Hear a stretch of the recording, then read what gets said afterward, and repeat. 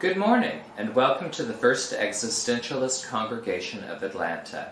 We are a philosophically based spiritual community founded on existential philosophy and feminist principles and dedicated to human liberation and the protection of the natural world. My name is Patton White, and I will be facilitating this morning's celebration of life. We make our spiritual home in the old stone church, which was hand-built 100 years ago by the African-American Antioch East Baptist Church. We honor their labors of love and the powerful history of this special place.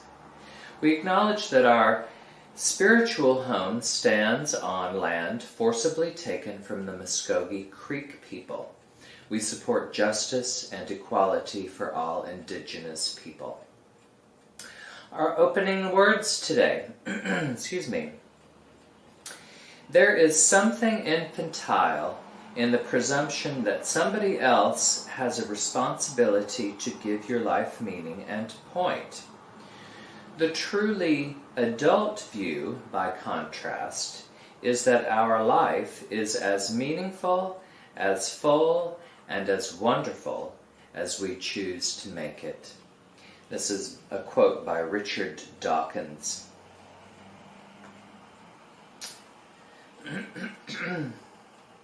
This morning we have musicians with us again. We have Mick Kinney on the piano, Gene Heinrich on the melodica and singing, and Robert Stewart singing. As we present to you, Will the Circle Be Unbroken? Please rise and body your spirit as you are willing and able to join in singing, or humming, or dancing, or however you want to join along. Good morning, this is Robert Stewart. I am really excited to be joined by wonderful musicians today, Mick Kinney, Andy Weisskopf, and Gene Heinrich.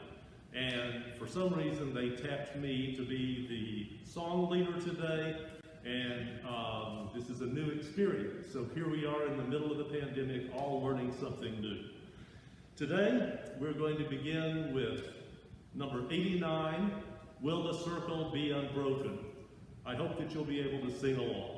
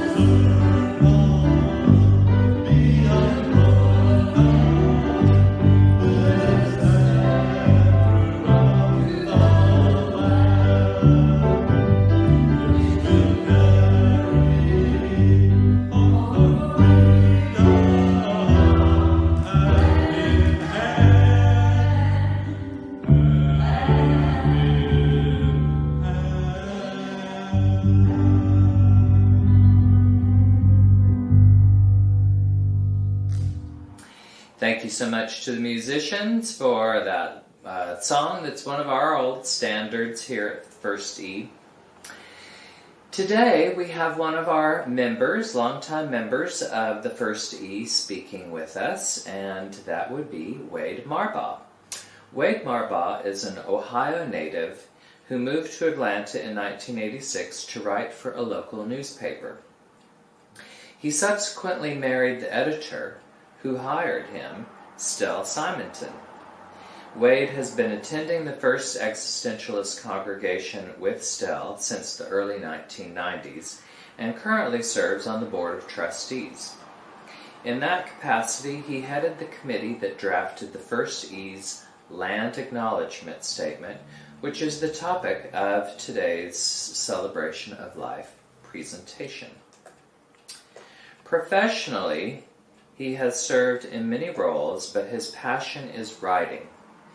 As a newspaper reporter, he received several professional awards, and he has placed in creative writing contests.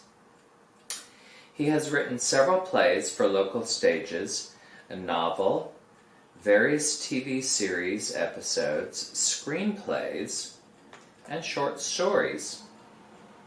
A writing project begun in 1976 required extensive research on little-known histories of Indigenous peoples of the Americas, as well as visits with Indigenous people and attendance in traditional ceremonies. A theme of his Celebration of Life presentation will be to control the future, understand the present. To understand the present, know the past. Please join me in welcoming Wade Marbaugh. Good morning. It's a great honor to be invited to share my thoughts with this distinguished congregation, the First Existentialist Congregation of Atlanta. I'm proud of this honor. I was asked to talk about our land acknowledgement statement that the First Existentialist Board of Directors approved at their June meeting. And the full text of that statement is available on the First E website, but this is how it begins. The First Existentialist Congregation of Atlanta acknowledges that its sanctuary and the homes of most of its members stand on land taken from Indigenous Muskogee Creek people. Now, why would we acknowledge that and publish it? Existentialists emphasize that choices mostly determine our individual situations, but the yin-yang of that is that collectively society's choices also influence individual situations. So I'm going to take a look at our collective past. William Shakespeare said the past is prologue. What's past is prologue was the exact quote in the play The Tempest. The collective past influences individuals in the collective society. That's what we're going to be looking at. But first, let me begin with a little bit of my personal past. So going way, way back into the distant past, I grew up in Ohio, and I lived in Columbus, Ohio, from the 1970s to the mid-1980s, and the city had a big bronze statue of Christopher Columbus standing in front of its city hall. American hero, the city's namesake, national holiday, and every October 12th, Columbus Day sales. One day I was researching American Indian history and culture in the Ohio State University library, and I came across a book that absolutely stunned me. The Journal of Christopher Columbus.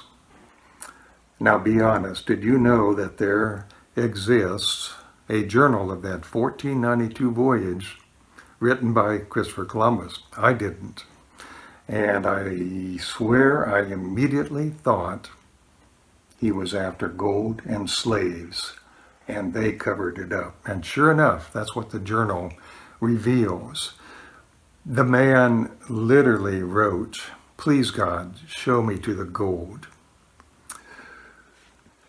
As Christopher Columbus became criticized for the past few decades, especially by indigenous people, many folks asked, "What's wrong with Columbus? He was a fine hero." Well, they don't understand that the real history of the hero was hidden. We were taught in elementary school that the purpose of that 1492 voyage was to find a sea route across the ocean to the spice markets of Asia. And I counted in that journal dozens and dozens of references by Columbus to gold, slaves, silver, and other precious metals. He mentioned spices only a few times. The fact of the matter is that Christopher Columbus was a pirate, a liar, a swindler, a slaver, and the architect of a program that killed millions of indigenous people. And I can cite historical evidence to support that statement, but full disclosure here isn't possible for time. But take, for example, piracy. Christopher Columbus and his younger brother took a fleet of ships from their hometown, Genoa, Italy, and attacked a Flemish merchant fleet off the coast of Portugal. Their aim was to seize the cargo. Piracy, plain and simple. In the ensuing brutal naval battle, Columbus's ship sank, and he swam 40 miles to shore to Portugal. And that's how this Italian ended up in Portugal, where he married, and later in Spain. Take a look at slavery and genocide. In 1496, Columbus came back to the island of Hispaniola, which is now Haiti and the Dominican Republic, and he established a colony. And it wasn't long until he initiated a war and eventually enslaved or exterminated all 5 indigenous nations on Hispaniola. As a leader, Columbus was so nasty to his own people that he ended up in prison. The Christopher Columbus that America celebrates is a myth, and it's a collection of myths and symbols that make up a false ideology that is far too prevalent in our society today. And I call it the American myth. While living in Columbus, Ohio, I had a friend, Mitch Walking Up. I have a picture of him here. I think he was playing the guitar when this was taken. And Mitch's heritage is Cheyenne, Arapaho, Hopi, and Wancho Italian, as he puts it. He's a very down-to-earth person and a phenomenal singer and songwriter. And his wife, Donna, beaded this hat band and gave it to me. And look at all of the intricate work in that. Both very talented folks. Well, one day in the 1970s, I was talking with Mitch about some writing I was doing. And he said, if you want to write something, try writing the real history of Indian people.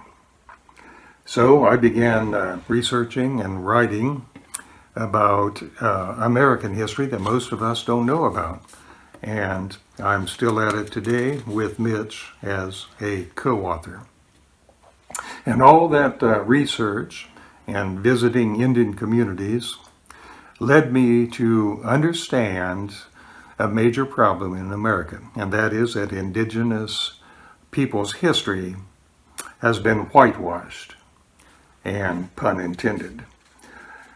If our past is presented as a myth, half-truths and lies, we can't understand the present. It's a matter of cause and effect, and the urgency of the problem goes beyond past and present. To control the future, understand the present. To understand the present, know the past. And with a history and a current media that virtually ignores Indigenous people, it's no wonder that many Americans, far too many Americans, don't understand how our current political, social, and economic system oppresses Indigenous people and other people of color, just as it did in the past. And I've seen the problems of Indigenous people firsthand. One time I waited in a restaurant with Mitch's family for a very long time, waiting for service, while white waiters waited on white people who came into the restaurant long after we did. Mitch finally had to call to a waiter, "Hey, can we get some service over here?" Then there's the real major things, like one time in Wisconsin, I saw mobs of white people viciously harassing Indian people. The Indians were spearfishing walleyes in the shallows during the walleye mating season, as they had for centuries. And they were in full compliance with a United States treaty, a federal court order, and the regulations of the State Department of Natural Resources. And those whites screaming called them timber niggers, and they carried signs that said things like, "Save a walleye, kill a squaw." And they shot wooden knee-knocker pellets at the Indians as they were launching their boats, and they took their power boats out on the lakes and made big waves, almost capsizing the Indian boats. So you know about many of the problems. You know, the Standing Rock oil pipe controversy of a few years ago, developers threatening treaty rights and sacred rights, and the environment, the environment. And for example, here in Georgia, the Okmulgee Mounds are a sacred site to the Muskogee people, going back 1,000 years. And with the construction of Interstate 16, ancient graves there were destroyed. Statistics for Indigenous poverty, inadequate education, poor housing, poor health care are among the worst in the United States. There's excessive violence against Indian women and children, and in the past, doctors sterilized Indian women without their knowledge. And children were taken from their homes and placed into harsh and some cruel Bureau of Indian Affairs boarding schools. And why boarding schools? To erase the indigenous culture, the religion, language, clothing, everything. And then there's police brutality. There's dawn raids. I know about 2 of them personally, dragging Indigenous people out of bed, putting their face down on the floor with rifles in their backs, and taking them to jail in their nightgowns. And no surprise here, votive suppression is a problem in Indigenous communities. What are the causes of these problems? Well, when Europeans first came to America and began seizing Indian lands, they needed 2 things. They needed weapons and propaganda. Weapons to smash Indigenous resistance to their conquest, and propaganda to deceive the decent white people among them, who actually were following the teachings of Christianity. And this is not a talk about how bad white people were. There were a lot of good white people. But in the Indigenous history, we're talking about a lot of bad people.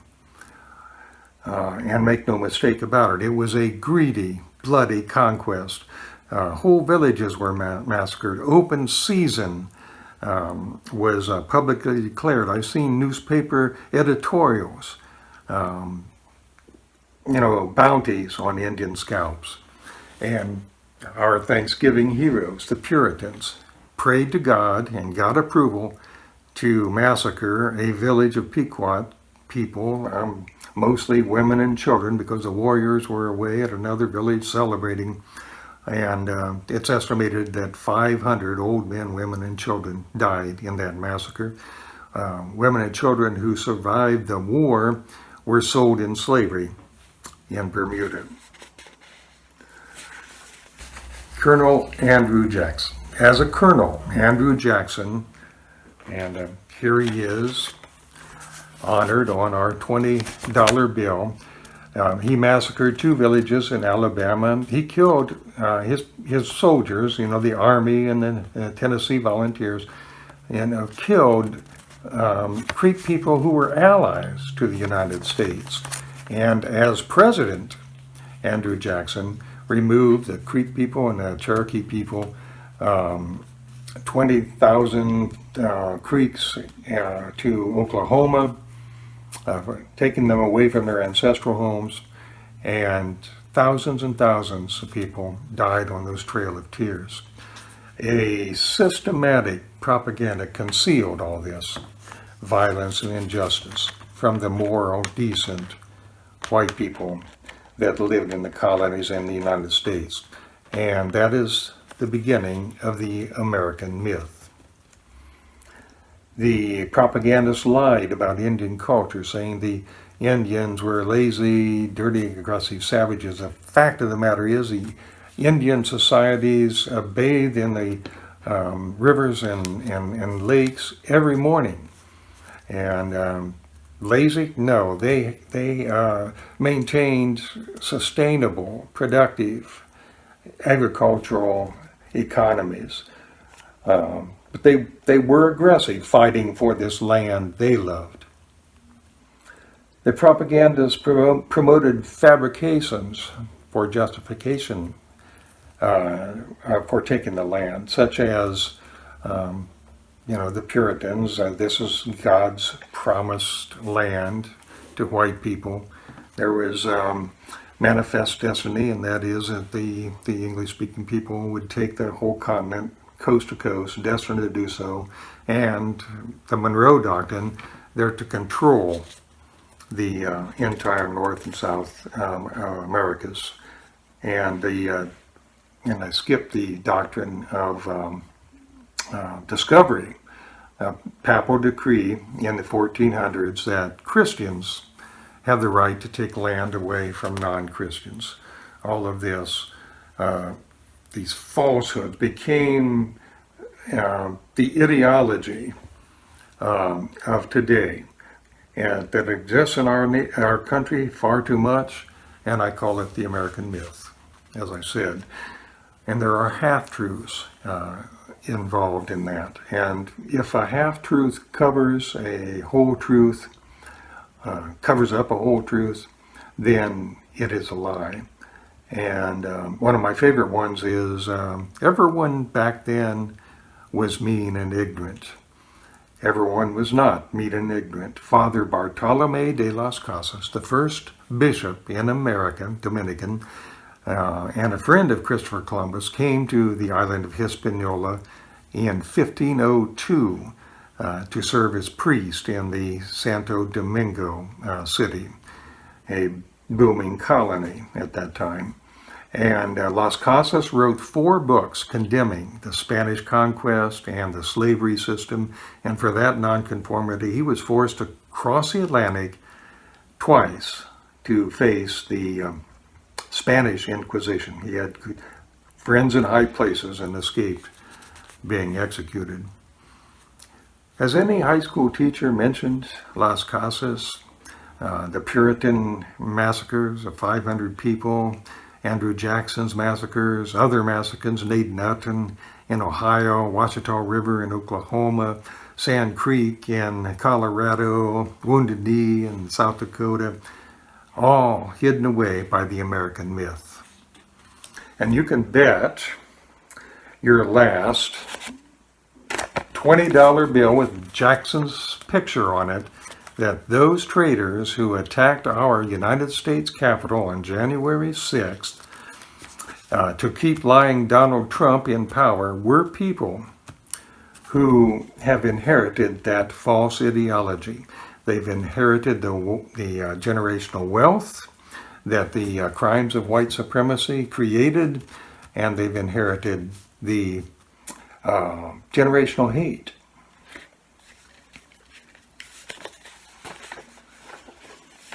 Yeah, you study history and you can see that the ideology was passed down from generation to generation. And it's the same false ideology that produced the 1906 Atlanta race riot, the 1921 Tulsa race massacre, the 4,000 lynchings of black people, the murders of civil rights and black power leaders, and police shootings of unarmed black people throughout the nation.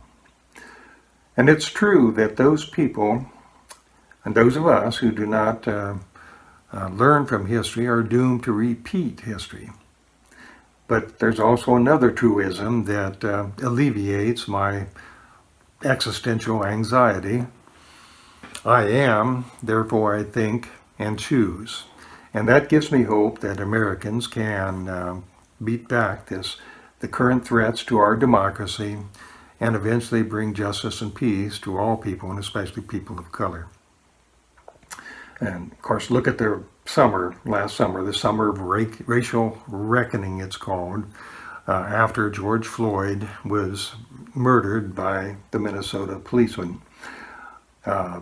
Protesters here and all across the world demanded change, and for the first time in my life, the term systemic racism entered the national dialogue. And with the Indigenous people are seizing the moment to reveal their own racial issues. And there's a lot going on in Indigenous communities about systemic racism now. And by the way, that statue of Christopher Columbus in Columbus, Ohio, was removed last summer.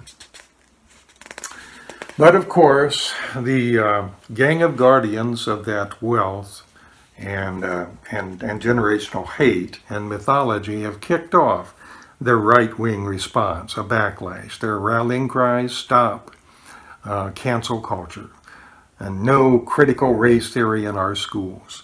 They don't want us to know who we were, who we are, and who we could become. States are banning race education in the school. Sensitivity training is under attack. Florida just enacted a law that state colleges and universities must survey their faculty and staff and students, and if the survey shows that the school doesn't pass the conservative diversity test, they can lose state funding. So that means that there better be some football coaches for the Gators and Seminoles who on the survey marked that slavery was benign. This new version of the cultural war is going to be a major part of the elections next year and in 2024, and the campaign ads are going to be obnoxious.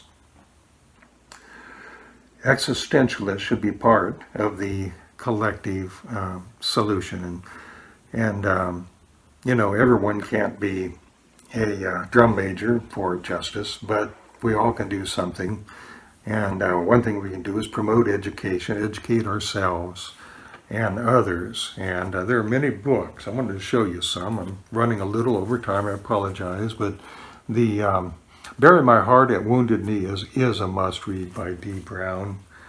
This is a very good one. The Invasion of America, Indians, Colonialism, and the Cant of Conquest by Francis Jennings. Most recently, and some of the First people are reading this, and Indigenous Peoples' History of the United States by Roxanne Dunbar Ortiz. And this is a must-read. And this is Native American Wisdom by Kent Nerburn and Louise Minglecook. Now this book is one of those that gives you the human story behind the accounts of the sweeping events. Listen to these words of Wahine, an elderly Hidatsa woman. The Hidatsas lived along the Missouri River in earth lodges in North Dakota. And she lived in both those lodges and then later in an Indian, and the village turned it to the white ways. And this is what she said: "Our Indian ways are almost gone. Sometimes I find it hard to believe that I ever lived them. We no longer live in an earth lodge, but in a house with chimneys, and my son's wife cooks by a stove. But for me, I cannot forget our old ways. Often in the summer, I rise at daybreak and steal out to the cornfields, and as I hoe the corn, I sing to it, as we did when I was young. No one cares for our corn songs anymore. Sometimes in the evening, I sit looking out on the big Missouri. The sun sets, and the dusk steals over the water. In the shadows, I seem again to see our Indian village, with smoke curling upward from the earth lodges, and in the river's roar I hear the yells of the warriors and the laughter of little children as of old." Education and action are themes of our land acknowledgement statement for the first E. And let me read the last paragraph. By the way, I'm sure Wahina would be very pleased to know that today many Indigenous people, including Mitch Walking Elk, are trying to preserve the old ways as much as possible and pass them on to future generations. Our land acknowledgement ends with: "The First Existential Congregation recognizes that to heal these societal wounds and advance our nation to a brighter, sustainable future of peace, liberty, justice, and equality for all, we must know the past and its effects on the present. We seek to understand and support with appropriate action the needs of Indigenous people living in our community, state, and nation. We support reparations that would best suit the needs of America's Indigenous people. Furthermore, we acknowledge and celebrate the wisdom and values of America's Indigenous heritages and the many contributions of Indigenous people to our country and to the world." So when calls arise for support for Indigenous people here in Georgia and around the country, we can sign petitions and send money, either individually or collectively as a congregation. And we can host fundraising events, hold roundtables, we can buy DVDs and CDs and attend movies and buy books.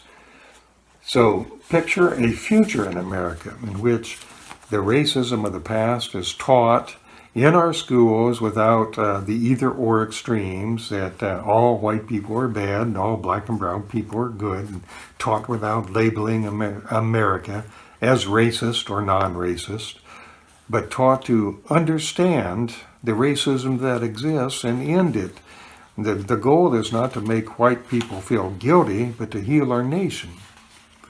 And picture a future in which there are reparations to the Indigenous people for the horrible Holocaust that was committed against their ancestors. A future in which we all can live on our own lands in our own ways without undue interference from government and corporations and vigilantes and so forth. In conclusion, Mitch Walking Elk and several Yankton, Dakota folks introduced me to a wonderful, powerful phrase: "in all my relations." The Lakota and Dakota people use it when they enter the sacred sweat lodge or when they hold a celebration such as smoking the pipe of peace and understanding. How matakiwasi, in all my relations. So let us choose to support the causes of peace, liberty, justice, and equality in all our relations with Indigenous people, with all people, and with our Mother Earth. I'd like to thank Stell Simonton for handling this, the camera duty. I'd like to thank Lorraine Fontana and Nancy White for being members of the Indigenous Justice Peoples Committee and helping create the Land Acknowledgement Statement, and others who also helped with that statement, Barbara Boone, Edie Kelman, and Stell Simonton. I'm probably forgetting a couple of folks to thank you all. And I especially want to thank Dr. Jan Younger, my mentor and college speech and debate coach, and my roomie in college, Dale Heinmars, and the national extemporaneous speaking champion of 1968, I guess it was. They both helped critique this presentation and added valuable comments. Thank you all for listening, and have a great day. And don't forget, Carpe Diem, seize the day. Thank you so much, Wade, for sharing what you've brought to us this morning. We hope that you, the viewer, will join us on Zoom immediately following this broadcast. You can find the link to the Zoom meeting in the chat section of today's broadcast. We will be gathering to discuss the contents of Wade's talk, as well as sharing personal joys, sorrows, and community announcements. Next week, we will be welcoming back the Reverend Jana Nelson, one of our longtime members and community members, and just one of the people who's been around for a very long time. And so we hope that you'll join us on Sunday next week at 11 a.m. to hear Jana. And in the meantime, I will leave you with a closing quote, and that is, "All life is an experiment. The more experiments you make, the better." And this was a quote by Ralph Waldo Emerson. We hope that you have a wonderful rest of your day today, a great week ahead, and we'll hope to see you soon. Bye-bye.